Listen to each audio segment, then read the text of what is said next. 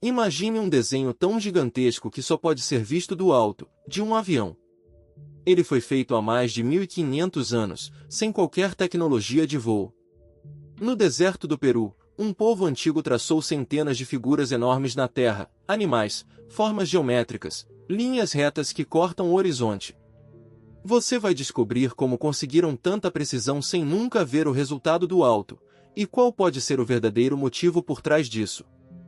Essa região fica no sul do Peru, numa faixa de deserto chamada Pampa Colorada, entre as cidades de Nazca e Palpa.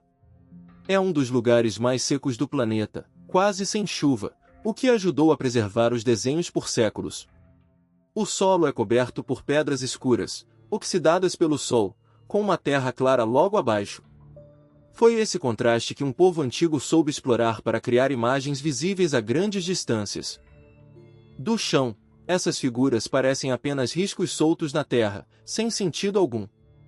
A verdadeira dimensão só ficou clara na década de 1920, quando pilotos que sobrevoavam a região relataram formas estranhas gravadas no deserto. Pouco depois, o arqueólogo peruano Toribio Mejia Chesp registrou oficialmente as linhas, sem imaginar toda a extensão da descoberta. A partir daí, pesquisadores do mundo todo passaram a se perguntar quem teria criado aquilo, e por quê. Entre as mais de 300 figuras já registradas, algumas se tornaram ícones. Há um beija-flor de asas abertas, um macaco com a cauda em espiral, uma aranha de patas longas e um condor com a envergadura estendida sobre a terra. Existem ainda mãos, árvores e linhas perfeitamente retas que atravessam quilômetros de deserto sem desviar um centímetro. Cada desenho parece ter sido planejado com um propósito muito específico. O que impressiona não é só a forma das figuras, mas o tamanho delas.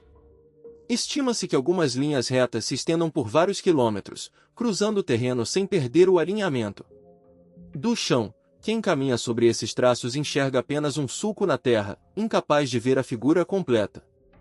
Só à distância, e de preferência do alto, é possível compreender o desenho inteiro. A técnica usada para criar essas linhas era simples e engenhosa ao mesmo tempo. Os construtores removiam as pedras escuras da superfície e as empilhavam nas bordas, expondo o solo claro logo abaixo. Esse contraste de cores é o que faz as figuras aparecerem tão nítidas até hoje. Acredita-se que estacas e cordas serviam de guia, ampliando pequenos esboços feitos antes em escala reduzida. A parte mais intrigante é que essas pessoas nunca voaram sobre o próprio trabalho. Sem balões, sem drones, sem qualquer visão aérea, ainda assim traçaram linhas retas por quilômetros e desenharam animais com proporções quase perfeitas.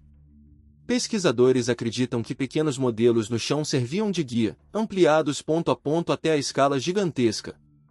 Mesmo assim, a precisão alcançada continua surpreendendo arqueólogos até hoje. Quem transformou essas linhas num dos maiores enigmas arqueológicos do mundo foi a matemática alemã Maria Reiche.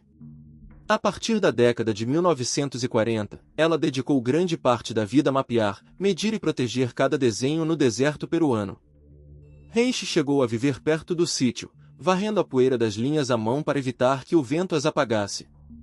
Por esse trabalho, ficou conhecida como a Dama das Linhas.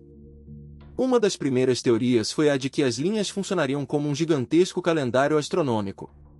Alguns pesquisadores notaram que certos traços parecem apontar para pontos onde o Sol nasce ou se põe em datas específicas, como os solstícios. Essa ideia levou o historiador Paul Kozoka a chamar o local de o maior livro de astronomia do mundo. Ainda assim, nem todas as linhas seguem esse padrão, o que deixa essa explicação incompleta. Outra hipótese, defendida pelo explorador Johann Reinhard, liga as linhas a rituais para pedir água e fertilidade num dos lugares mais secos do planeta.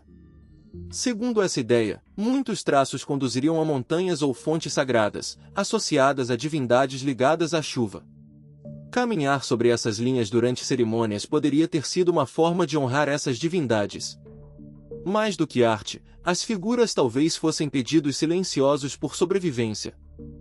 Nazca não está sozinha nesse tipo de mistério. No deserto do Atacama, no Chile, existe uma figura humana gigantesca conhecida como o Gigante de Atacama, uma das maiores representações desse tipo já encontradas. Na Inglaterra, um cavalo estilizado foi talhado numa colina de Giza há milhares de anos. No Cazaquistão, formas geométricas enormes só foram identificadas décadas atrás, com o auxílio de imagens de satélite. Em épocas e continentes diferentes, civilizações distintas sentiram o mesmo impulso. No Peru, acredita-se que a maior parte das linhas tenha sido criada pela cultura Nazca, entre aproximadamente 500 anos antes de Cristo e 500 depois de Cristo, com contribuições anteriores da cultura Paracas. Esse povo não deixou registros escritos explicando o motivo das figuras, apenas cerâmicas, tecidos e os próprios desenhos no deserto. Isso significa que quase tudo o que sabemos hoje vem de interpretação arqueológica, não de uma resposta direta. É essa ausência de explicação que transforma Nazca num quebra-cabeça sem solução definitiva. Apesar de terem resistido a mais de 1000 anos de vento e sol, as linhas de Nazca são extremamente frágeis.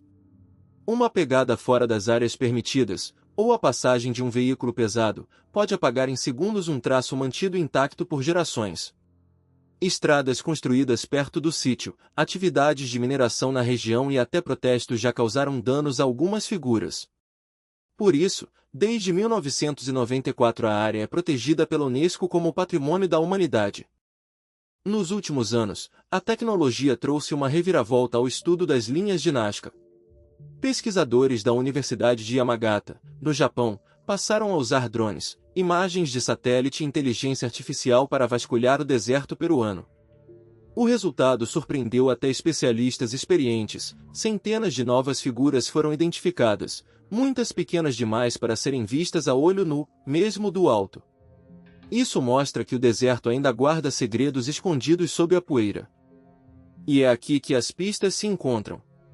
As linhas foram traçadas com precisão quase impossível para quem está ao nível do chão, num deserto onde a água valia mais que qualquer riqueza. A teoria que mais ganha força hoje não fala de alienígenas, mas de fé. Os desenhos podem ter sido oferendas visuais, feitas para os deuses do céu e das montanhas, donos da chuva. Se essa ideia estiver certa, cada linha do deserto é uma prece silenciosa gravada na terra há mais de 1000 anos. Depois de tudo isso, fica claro que as linhas de Nazca não são apenas desenhos no deserto, são um testemunho de fé, engenho e mistério que atravessou mais de 1000 anos até chegar até nós. O mais fascinante é que, mesmo com toda a tecnologia atual, ainda não sabemos ao certo a intenção completa de quem as criou. Se este enigma despertou sua curiosidade, deixe o like, ative o sininho e comente qual teoria faz mais sentido para você. Inscreva-se no Enigmas do Mundo para explorar os maiores mistérios do planeta.